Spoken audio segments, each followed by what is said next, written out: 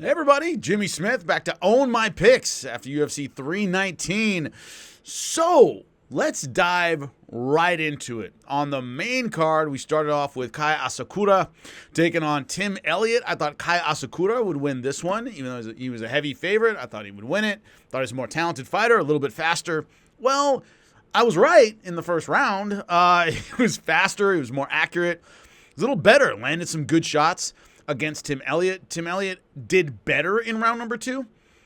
His style's real funky. It's real unorthodox, a little unpredictable, and he was getting less predictable, but I thought Asakura was still landing the better shots in round 2. I really thought he was winning anyway, even though Elliott was improving. Then they got in a scramble at the end of the round and ended up with a mounted guillotine, and that was all she wrote. Kai Asakura, heartbreakingly, if you're an Asakura fan, tapped with about 20 seconds left to go in the second round. So Tim Elliott stayed with it, man. Was able to get the fight where he wanted to on the ground, got a guillotine finish. Quite an upset, odds-wise. So not starting out great, 0-1 to start out the evening, but I managed to make the comeback here. So, next one, Michael Venom Page, Jared Cannonier. I picked Michael Venom Page by decision, and that's exactly what happened. It was pretty much what I expected. And if you saw my breakdown, my pre-fight breakdown, Cannonier tends to not be busy enough with his strikes in certain positions. And this was one of those cases. He didn't throw enough. MVP looked like MVP. MVP didn't do anything extraordinary. Looked good, but, in and out, pot shotting, finding his target, good angling, good movement, mostly punches, not a lot of kicks. And Cannonier got dropped in round 1, a little off balance. I mean, it was a decent shot, but, off balance and got dropped. And he ended up becoming a spectator, which is the worst thing you can do against MVP, which is load up, look for one big shot, and kind of end up following him around the octagon. Didn't throw leg kicks. I thought if he starts leg kicking in round 1, it might be a different fight.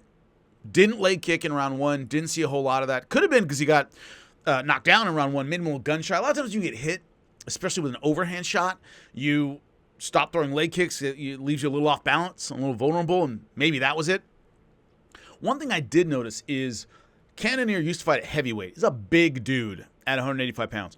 And early in the fight, round number 1, he got some clinch positions and couldn't use them.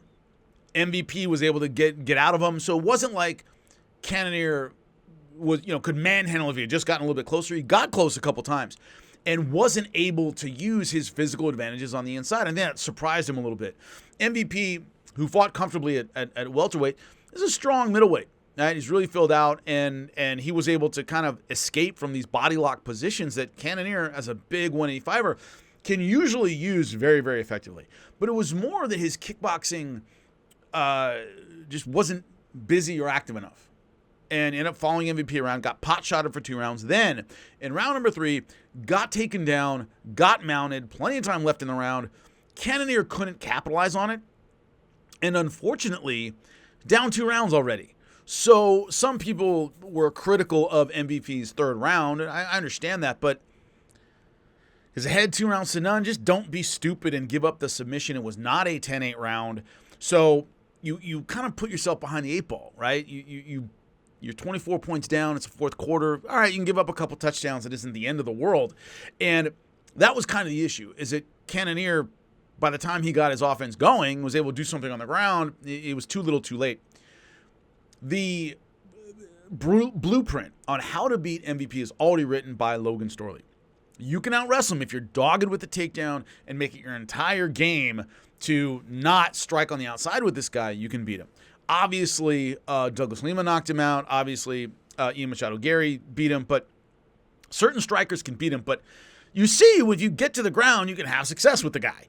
And Jared Cannonier is not a great jiu-jitsu guy. He doesn't have a great takedown, and was able to make it work. MVP is one of those guys where if you bring him up the right way, he can look really good. If you matched him, tough, or against guys whose style he doesn't gel with very well, you can make him look, I don't even make him look bad, but you can certainly kind of stop his hype a little bit. And the UFC's, every time they book him with a striker, he's going to look pretty good. So I picked MVP by decision. That's exactly what we got.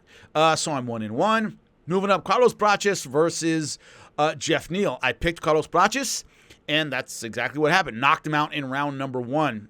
Just a second to go in round number 1. But Geoff Neal is a solid boxer. He's a nice, solid, big 170-pounder. But Prates is unorthodox. He's funky. He drops his hands a lot. He's a momentum fighter. When he's feeling good, he's hard to beat. And Geoff Neal just got caught with a spinning shot. This will come back in a couple fights, in one fight. But spinning shot, caught him, dropped him in round 1. Geoff Neal just couldn't impose the right range. And that's the problem with being a boxer in MMA is it's really hard to keep somebody right in this punching range, right? You got to be able to kick on the outside. You got to be able to grapple when they get really close or have a really good clinch game. And Geoff Neal doesn't really have any of those things. So he kind of has to keep somebody right at punching range. And when they were at punching range, he had some success. But against a guy with an unorthodox style who throws some funky stuff, that range is always changing in and out of where you're comfortable with. And Geoff Neal's just not that comfortable from the outside. And boom, these rapid inside movements, which, spinning back fist will be one of those. He just wasn't able to see it coming, and pretty severe knockout. And knocked him out. He was, didn't even try to get up. He really got cracked with that one. So Prates, very exciting fighter, able to bounce back from the loss to Image Gary, right? So mentally he looks good.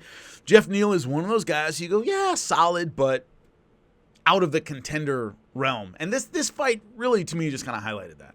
So I called Carlos Prates winning that one, and he did by knockout in round number 1. So I'm 2-1.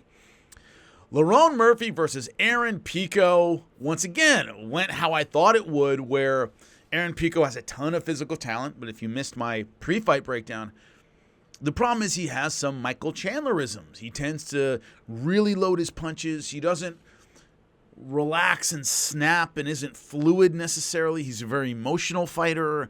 All of these things, and it's a style, and if you've heard me talk about Michael Chandler, there's a repeat of that. That's a style that you usually move past on your way up. Well, Aaron Pico didn't have any way up. He started against Zach Freeman in Bellator, a guy I think at the time was like 9-2 or something, lost that fight, and he was fighting just dogs. I mean, really tough guys from the beginning. So he missed out on a lot of the developmental stages of MMA, and he never learned to kind of like relax and flow and have sound defense and keep your head moving. And it's like rah rah rah. He's like looking to land big punches all the time, and yeah, that's how you fight on the way up. And then about 10 fights in, your coach is able to kind of make your game more fluid, and he doesn't have a very fluid game. And physically dominant, really strong kid, but not able to bring it all together. And what I mean by that is also bringing the offense and the defense together, where he can unload but keep his head moving or keep his hands high and not eat that counter shot. And you could see when Murphy would hit him, he would want get back immediately. Once again, emotionally a little more tense than a lot of pros at his level are. And he walked right into a spinning elbow right to the dome. Scary knockout. That was a bad one. Boom, out. You saw on camera them trying to remove his mouthpiece and trying to get it out because you can choke on the thing. And it took him a while to get back with it. Scary knockout. But against the fence, once again, trying to rush it a little bit. It's like he smelled blood and just went crazy. And, professionals learn to like have an offense and a defense at the same time, where they're defensively sound while being offensive. And Aaron isn't great at that. And he got cracked with an elbow, knocked out. Lerone Murphy gets an incredible win on short notice. Only had 3 weeks to get ready for this one. And Aaron Pico is derailed in his UFC debut. I picked Lerone Murphy because your first UFC fight is tough, and Aaron Pico has a lot of technical issues and difficulties, and they're not going to fix themselves at this point. So sucks, but he loses his UFC debut. But good for me because I'm 3-1. All I need to do is win the main event. And I didn't. That's right. Dricus Du Plessis at the time of my pre-fight breakdown was a plus 250 underdog. So I said, man, you got to put money on Dricus Du Plessis. We don't know if Khamzat Chimaev can win a long, a difficult, grueling fight. And DDP is one of those guys who's hard to finish. Is going to take him into deep waters. Well, it went into deep waters. But when you get a takedown in 8 seconds, and you hold your opponent down for the rest of the round, that's a bad start. Every single round, it seemed like there was a takedown in the first 10 seconds. Well, you're not making the guy work hard enough because he's not having to go for that second, third takedown, right? He's not having to do that. First one works, and then this dude's on top of you like a wet blanket that's hitting you the whole time. It was a wipeout. The disappointing thing to me is we wanted to know if Khamzat Chimaev could win a 5-round fight. He did. As I just said, can he win a long, difficult, grueling fight? We still don't know because it wasn't difficult or grueling.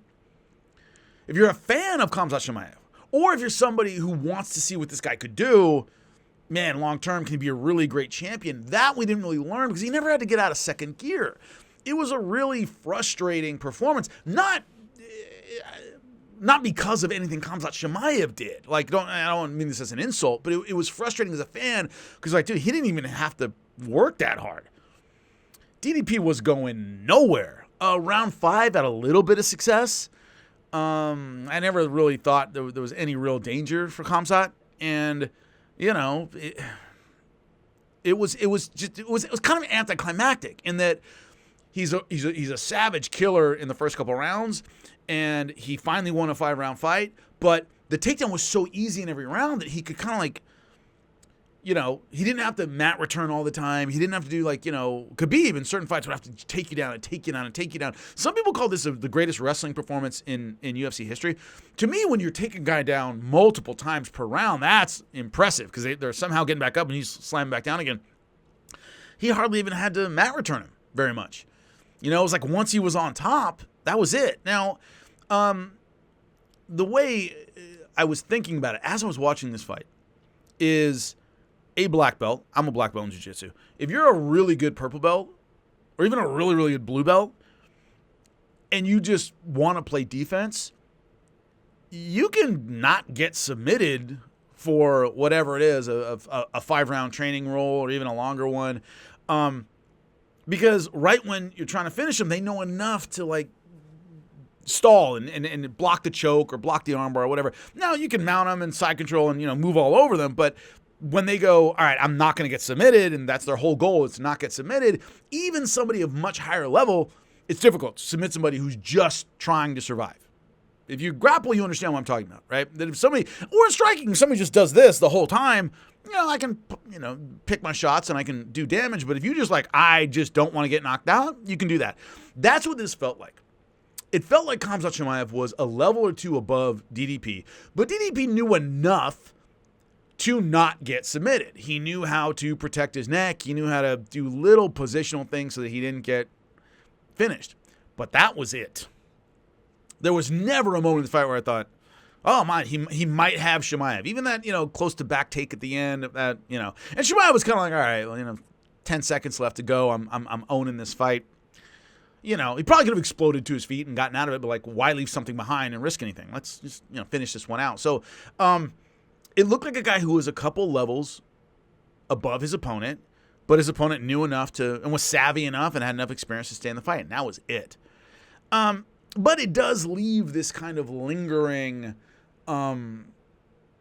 hunger to see if this guy can really be pushed and dig deep and all. But, you know, I mean, at 185, Anderson Silva didn't have to dig deep in the UFC. By the way, he had a career in Pride and Shuto, but Anderson Silva didn't have to dig deep in the UFC until Chael Sonnen, right? So, you know, he might be that good that we just don't see him pushed until he starts getting older. That's a possibility. He's talked about 170. He's talked about 205. Look, clear out 185. I do not think he can go back to 170. He looked big at 185. And 205, guys like Ankalaev who are, you know, light heavyweights who can also wrestle, you're going to have some problems. But a dominant performance. You could have gone 10-8 in rounds 1 and 3. I really think you could have. Rounds 1 and 3 could be, you had 2 10-8 rounds in there. And I'm trying to think, what I'll probably do this week, actually, is a video on most dominant title changes of all time, because this was unreal dominant. I don't remember the last time I saw a fight this long and one-sided, meaning people get clipped, right? But this long and one-sided, Tyron Woodley, Kamaru Usman, maybe, but this was, to me, on another level. So Khamzat every bit the boogeyman that we thought he might be. But for my picks, 3-2, got one underdog in there with Aaron Pico. Appreciate you. And I'll be back this week with more content. Later.